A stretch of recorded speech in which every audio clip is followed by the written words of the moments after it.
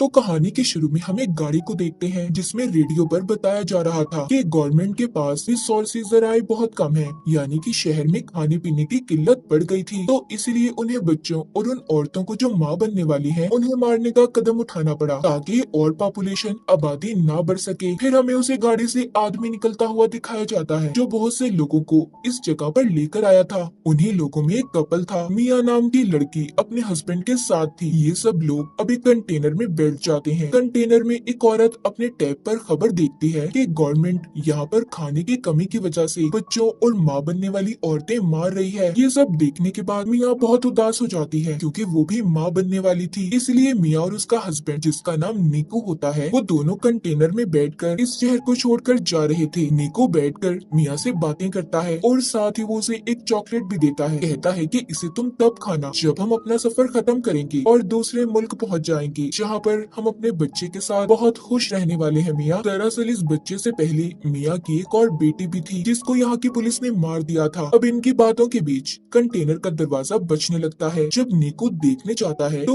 एकदम से दरवाजा खुल गया था। अंदर और भी बहुत से लोग आते हैं। इस कंटेनर में बहुत सारे लोग जमा हो गए थे, इसीलिए बाहर खड़ा आदमी जिसके हाथ में गन थी, वो कहता है कि आधे लोग बाहर आ जाओ, हमारा दूसरा कंटेनर आ रहा है, बाकी उसमें जाएंगे। तभी निको को भी उन लोगों के बीच में गन दिखाकर निकाल लिया जाता है। मिया कंटेनर के सुराग से देखती है निको को 107 नंबर के कंटेनर में भेजा जा रहा था। निको मिया से फोन पर बात करता है। वो उससे कहता है, फिक्र नहीं करो, हम दोनों एक ही जगह पर जा रहे हैं, हम इकट्ठे हो जाएंगे। बस तुम इस सफर के दौरान अपना और मेरे बच्चे का ख्याल रखना और इर्द गिर्द किसी भी इंसान पर भरोसा मत करना। मिया का कंटेनर चलने लगता है। रास्ते में वो देखती है गवर्नमेंट की पुलिस बाहर औरतों को जमा करके, जो खास तौर पर माँ बनने वाली है, उन्हें मार रही होती है। कुछ देर के बाद कंटेनर रुक जाता है। मिया सुराग से देखती है कुछ ऑफिसर्स ने कंटेनर को तलाशी के लिए रोक लिया था। अब कंटेनर को खोलकर जब चेक किया जाता है तो वो उन्हें पूरा खाली मिलता है। दरअसल इस कंटेनर के अंदर छुपने की खुफिया जगह थी।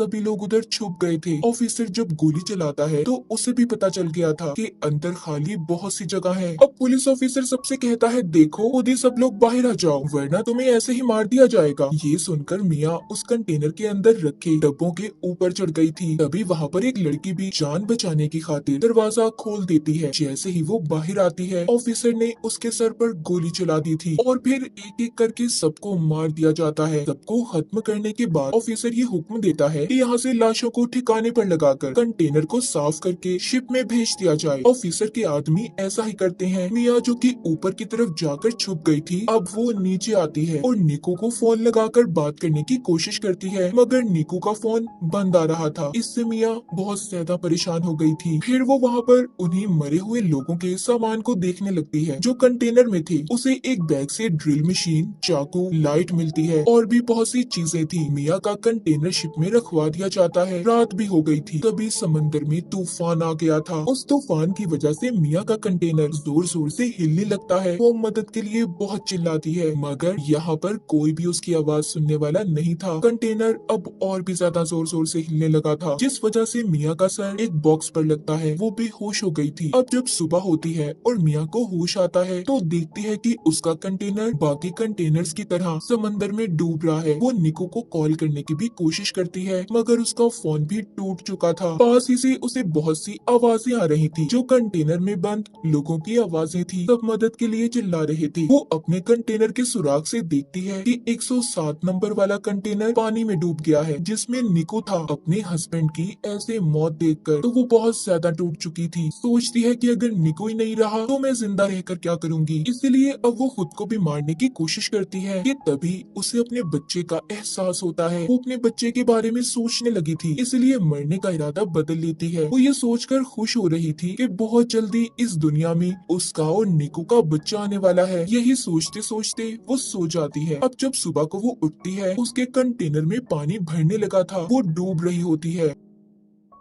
पानी से निकलने की कोशिश करती है मगर नहीं निकल पाती। तभी उसकी आँख खुल गई थी। इसका मतलब ये सिर्फ उसका एक सपना था। अब वो कंटेनर में रखे बॉक्सेस को देखती है जिसमें से उसे बहुत सारे प्लास्टिक के डब्बे मिले थे। वो उन प्लास्टिक का इस्तेमाल करके सबसे पहले कंटेनर के सुराखों को बंद करती है जिसमें से पानी आ रहा था। साथ ही वहाँ से मिले और भी सामान को इस्तेमाल करती है। उसने कंटेनर को अपने रहने के लायक बना लिया था। अगले दिन मिया का फोन बजता है जो कि निको का था। वो उसे बताता है कि मुझे 107 नंबर वाले डब्बे से निकाल लिया गया था। तुम फिक्र नहीं करो मिया, मैं जिंदा हूँ। मिया उसे अपने बारे में बताती है। कहती है निको, मैं कंटेनर में फंसी हुई हूँ जो समंदर के बीचों बीच है। वो फोन पर कहता है फिक्र नहीं करो, मैं तुम्हें ढूंढ लूंगा, बस तुम अपना और बच्चे का ख्याल रखना। हम क्योंकि पहले ही गवर्नमेंट की वजह से अपनी बेटी को खो चुके हैं। मिया निको से बात कर कर थोड़ा सुकून में आ गई थी कि वो जिंदा है। अब वो कंटेनर में लोगों का बचा हुआ खाना तलाश करती है और उसे बहुत ही संभाल कर इस्तेमाल कर रही थी। एक रात फिर से समंदर में तूफान आ जाता है। मिया बहुत ज्यादा घबरा गई थी। तभी उसे दर्द महसूस होता है और उसका बच्चा कंटेनर में ही पानी के अंदर पैदा हो गया था। उसने इस तकलीफ को बिल्कुल अकेले बर्दाश्त किया। मिया की हाँ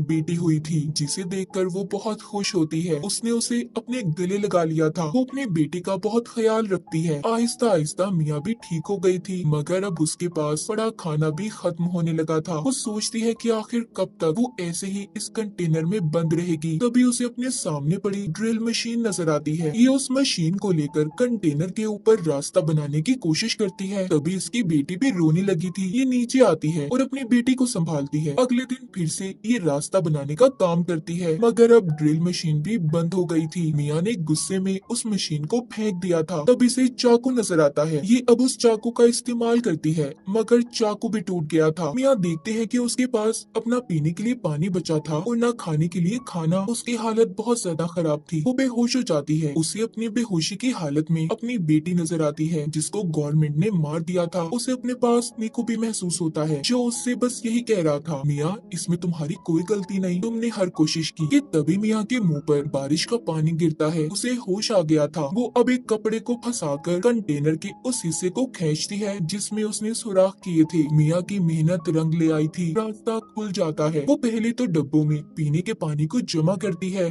फिर जब वो बाहर आती है तो देखती है उसका कंटेनर समंदर के बीचों बीच था जहाँ पर दूर दूर तक उसे कोई भी नजर नहीं आता। वो अब अपनी बेटी को लाकर आसमान और समंदर दिखाती है। कहती है हम यहाँ से जरूर निकलेंगे। तभी उसे समंदर में मछलियाँ नजर आती हैं। मिया को ये देखकर एक आइडिया आता है। वो मछलियाँ पकड़ने वाला एक कांटा बनाती है जिससे वो मछलियाँ पकड़ने की कोशिश कर रही थी मगर उससे एक भी मछली नहीं पकड़ी जाती। वो बहुत थक चुकी थी और ऊपर ही लेट जाती है। तभी उसे आसमान पर प्लेन नजर आता है। अब मिया जल्दी से कंटेनर के अंदर जाकर शीशे का टुकड़ा लाती है ताकि वो उसके रिफ्लेक्शन अक्स से प्लेन को अपनी तरफ बुला सके मगर जल्दी जल्दी में उसकी टांग पर चोट लग गई थी। लेकिन फिर भी वो हिम्मत नहीं हारती और शीशे के टुकड़े को लाकर प्लेन पर उसका अक्स करती है मगर वो प्लेन जा चुका था। वो मायूस होकर नीचे आ जाती है और अपने जख्म को सीकर उस पर पट्टी बांध लेती है। साथ ही उसे अपने पास बहुत सारे ईयरफोन्स पड़े हुए मिलते हैं। अब वो सारी रात जागकर ईयरफोन की तारों का इस्तेमाल करके जाली बनाती है। अगली सुबह वो उस जाली से मछलियाँ पकड़कर अपना पेट भरती है। वो कई दिन तक ऐसे ही मछलियाँ पकड़ती और अपना पेट भरती। उसने अपने पास पड़े डब्बों में भी मछलियाँ पकड़कर रख ली थी। वो रोजाना अपना नंबर लिखकर प्लास्टिक के डब्बों में बंद करके बहा दिया करती थी ताकि कोई तो उसकी मदद के लिए आए। एक रात उसे निकू का फोन आता है जो कहता है मिया मुझे माफ कर दो, मैं तुम्हें बचाने नहीं आ सका। हमारे कंटेनर को पुलिस ने पकड़ लिया है, मुझे गोली लगी है। मिया कहती है निकू हमारी बेटी हुई है जो बिल्कुल तुम्हारी जैसी है। वो उसे अपनी बेटी की आवाज भी सुनवाती है कि तभी उसका फोन बंद हो गया था। मिया बहुत रोती है और कंटेनर के ऊपर ही सो गई थी। ऐसे ही उसे कंटेनर में रहते 32 दिन गुजर जाते हैं। कंटेनर में जितना भी सामान था सब मिया ने इस्तेमाल कर लिया था जो जो उसके काम आ सकता था। अब वो कंटेनर के ऊपर डब्बों का इस्तेमाल करके एक छोटी सी कश्ती बनाती है जिसमें उसने अपनी बेटी को लिटा दिया था और मछलियाँ जमा करती है कि तभी उसे एक परिंदा नजर आता है जिसे देखकर वो सोचती है कि आसपास जरूर कहीं खुशकी होगी। थोड़ी देर में रात भी हो जाती है। मिया के कंटेनर में पानी भरने लगा था। उसकी बेटी की तस्वीर कंटेनर में गिर गई थी। मिया जब उसे लेने जाती है तो उसका पाँव रस्सी में फंस गया था। तभी ऊपर से उसकी बेटी की छोटी कश्ती पानी में बह गई थी। मिया किसी तरह अपने पाँव को जैसे तैसे छुड़वाकर बाहर आती है, मगर अब उसे अपनी बेटी कहीं पर नजर नहीं आती। वो पागलों की तरह उसे यहाँ वहाँ ढूंढ रही थी, मगर वो उसे कहीं पर भी नहीं मिलती। दूसरी तरफ मिया की बेटी के पास एक बहुत बड़ी व्हेल मछली आती है जो उस पर पानी गिराती है, तो मिया की बेटी रोने लगी थी। मिया अब उसकी आवाज सुनकर तैरकर उसके पास पहुंचती है और अपनी बेटी से कहती है, मैं सिर्फ तुम्हारी वजह से जिंदा हूँ, असल में तो तुमने मुझे बचाया है। इतना कहकर मिया उसी कश्ती का सहारा लेकर सो जाती है। जब सुबह होती है और मिया की आंख खुलती है तो वो डब्बा खोलकर एक मछली खाती है जो उसने कश्ती के साथ डब्बे बांधे हुए थे। मिया अपनी बेटी को देखकर कहती है, हमने वो सब किया जो हम कर सकते थे, असल में तुमने मेरी जान बचाई है। तभी मिया आसमान पर कुछ परिंदे देखती है, वो उनके लिए मछलियाँ फेंकती है। उसके इर्द गिर्द बहुत सारे परिंदे जमा हो गए थे। तभी दूर से बोट कश्ती में एक लड़की की नजर उन परिंदों पर पड़ी थी। वो अपने डैड को अपनी बोट वहाँ पर ले जाने का कहती है। जब ये उधर आते हैं तो इन्हें मिया की बेटी मिलती है। वो लड़की उस कश्ती को देखकर सोचती है कि आखिर इतना प्यारा बच्चा वो भी पानी में किसी ने कैसे छोड़ दिया। तभी उन्हें मिया की बेटी की कश्ती के साथ एक रस्सी बंधी हुई नजर आती है। जब वो उस रस्सी को खींचते हैं जिसमें से मिया बाहर आती है, उसने दरअसल उस रस्सी को अपने बाजू से बांध लिया था। वो मिया को ऊपर खींचते हैं। लड़की उसे बचाने की कोशिश करती है क्योंकि मिया को किसी तरह होश में लाने की कोशिश करती है, मगर मिया का सांस पानी में रहने की वजह से बंद हो गया था। जब मिया अपनी बेटी की रोने की आवाज को सुनती है तो उसे होश आ गया था। वो उनसे पूछती है कि मेरी बेटी कहाँ पर है। वो लड़की मिया की गोद में उसकी बेटी देती है। बोट में लड़की के डैड सबको देखकर बहुत खुश थी कि उसकी और उसकी बच्ची की जान को इन लोगों ने बचा लिया। वो अपनी नई जिंदगी के बारे में सोचकर रोने लगती है। मिया ने बहुत सी मुसीबतों का सामना किया था, आखिरकार उसने अपनी और अपनी बेटी की जान को बचा लिया। माँ बनने की ताकत ने उससे हर वो काम करवाया जिसके बारे में उसने कभी सोचा भी नहीं था। उसने एक बहादुर लड़की की तरह कंटेनर में बहुत से दिन गुजारे। मिया की इसी बहादुरी को दिखाते हुए इस फिल्म की